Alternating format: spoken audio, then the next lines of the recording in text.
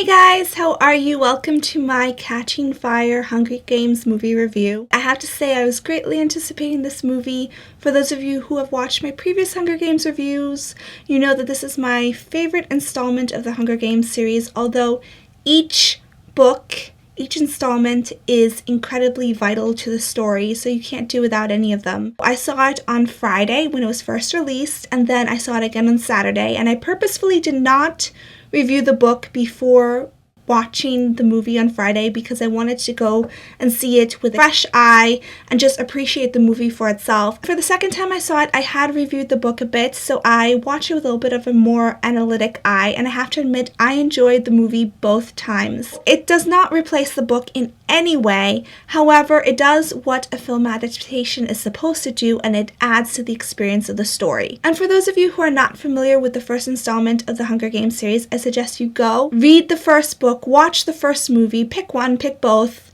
before watching the trailer for Catching Fire or reading the synopsis. Prior to finishing the first book, I did read the synopsis for Catching Fire and for Mockingjay, and I have to admit I regretted it because it does give away certain spoilers.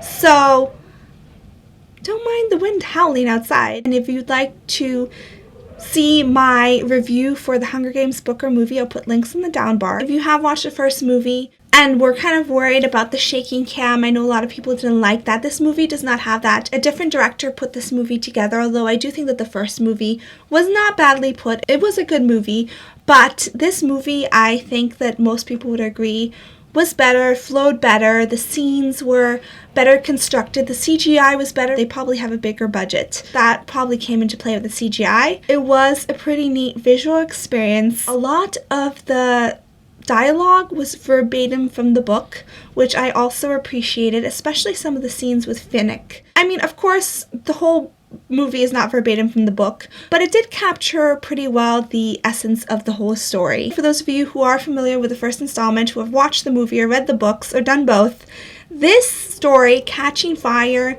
definitely does not take place only in the arena. It gives you a greater picture of society as a whole and helps you understand the dynamics between the capital and the districts. You get to see the districts, and you get to understand more of how people in the districts live, how people in the capital live, the contrast between them. So that was pretty neat. You still are engaged with the characters, and you can't help but care about them. There are a lot of emotional scenes, so if you are a crier, bring some tissues because you might need them. And now for those of you who have not watched the movie yet, it's time for you to go and watch the movie and then come back later, because I want to talk about certain spoilers in the movie, certain things I liked, certain things I thought could have been changed, although most things I definitely did like. So yeah, for those of you who are clicking off this video right now, bye. I hope you enjoy the movie because I think you will. It's gotten pretty good reviews, so I'm pretty sure it's not just my impression. And now on with the spoilers. So there was a lot that I really liked about this movie. Starting with the biggest spoiler of all, I just want to say the price of a movie ticket is about $10. But the look on Snow's face when that arena collapsed, that was priceless. I really liked the actor of Snow. I liked the dialogue between Plutarch and Snow, just the same as I liked the dialogue between Seneca and Snow. That is a way that you can sort of understand the social issues in the capital and how they are controlling the people. Without those scenes, I don't think that you would understand it quite as clearly in the movie because you're not really in Katniss's head. And going back to the beginning of the movie, I like the fact that they showed the PTSD that Katniss was going through. They don't really show that as a scene in the book, right at the start of the book. But again, it's a movie, so you're not in her head like you are in the book. So it was really neat how they portrayed that, showing that there were lasting effects from the first Hunger Games. I also thought it was kind of neat how they put little references to the first movie, like when they are entering the Capitol party and then Effie goes, "Oh, it's Mahogany. Oh, Mahogany," or something like that. I thought that was neat because that sort of referenced back to the first movie, and there were certain little symbols put in there as well. When Katniss is being lifted at the very end into the hovercraft thing, and her arms are like this, I don't know how many people noticed it, but it looked like she was a Mockingjay, which connected to the very end, the CGI Mockingjay, and I thought that was brilliant on the director's part. It was really good. Here in the Hunger Games book, you can see that the bird, the Mockingjay, is stuck within the confines of the circle. And then in the second book, which is actually depicted better in the CGI at the end, the Mockingjay is sort of starting to escape the circle. That was very, very visible in the scene at the very end. In the last book, and I know that a lot of the covers are now not going to have these symbols because they're going to have images of the movie, but I'm glad that I got these books because I really like, especially the last one where the Mockingjay has basically just obliterated the circle. So that kind of is a good representation of what's going on in the movie. I also liked the details in, for example, when Snow is looking at Katniss at the big reception and he shakes his head at her and then he drinks from that glass and the blood from his mouth mixes in with the wine. And that ties into Mockingjay. There's a scene that sort of explains why that happens. I loved the sparkles in her eyes in the wedding dress. The whole wedding dress was absolutely spectacular. That was amazing. When the lights were off and those like diamonds in her eyes, under her eyes, those were beautifully done. I thought that it was great how they interspersed little bits of humor here and there. The scene with Joanna, oh my goodness, Katniss's face was hilarious. You know what? I thought it was really neat how they showed Peeta not looking at Joanna. I mean, you can see Haymitch is checking her out, but Peeta is trying to look away. Peeta is basically, you can tell that he really only has eyes for Katniss, even though obviously he's sort of attracted to Joanna at that moment. I like the dialogue in the book. In the book, actually, he's grinning during that, and then in the dialogue, you find out that he was actually grinning at Katniss because he was thinking about how she doesn't really notice how much of a threat she is to all of these other tributes and how they are sort of showing off for her. In both the book and the movie, I guess, he only has eyes for her, and it sort of showed Peeta's character, how honorable he is and how sincere he is, and I love that. I love Peeta. Although in the movie, you can't help but sort of like Gale too, but I like also the fact that this movie did not make it into that much of a love triangle. It just showed two guys who really, are good people, and it's just circumstances. Situational variables are not in anyone's favor. Oh my goodness, Peeta, he has a heart of gold. And this is also in the book. I love the scene with the locket where he has a locket made of people that he knows that Katniss cares about, and Gale is included, because he wants her to know that he's okay with her moving on without him. He's okay with Gale being a part of her life. He wants her to be the one that wins and to live on with the people that she loves.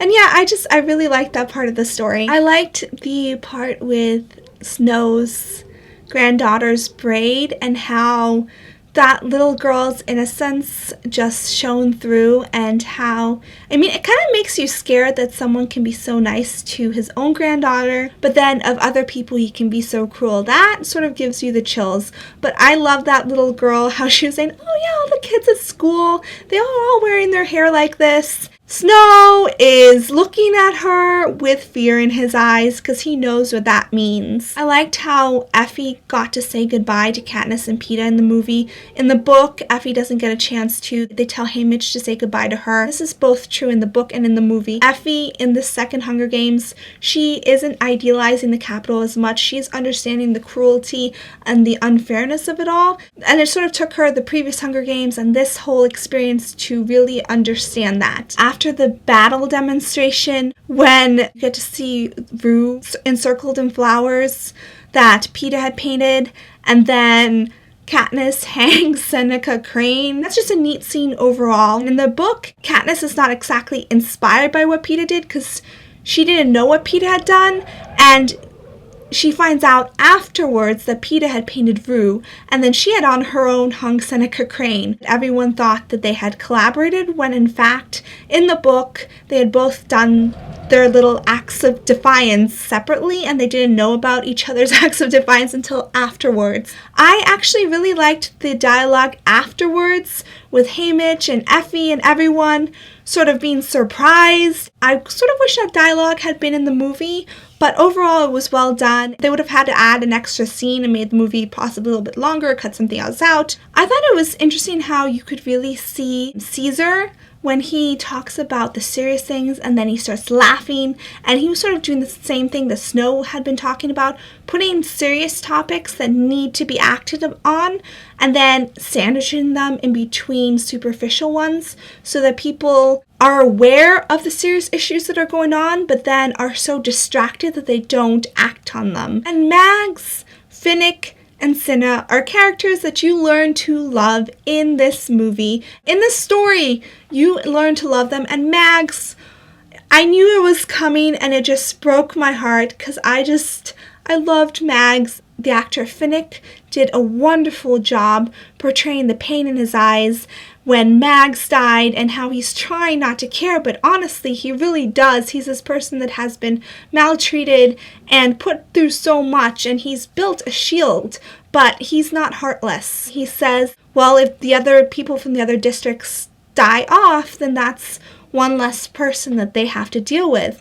But then when they show the call of the people who have passed away, you can tell that Finnick is not amused. Finnick is not okay with what's going on. And then at the very end, you can see that he is taking steps to stop all of this. He's been manipulated by the Capitol long enough. He has seen all the cruelty that they're capable of, and he wants it to stop. And you get to learn actually a little bit more about Finnick in the third book. Cinna is another character that you just can't help but love.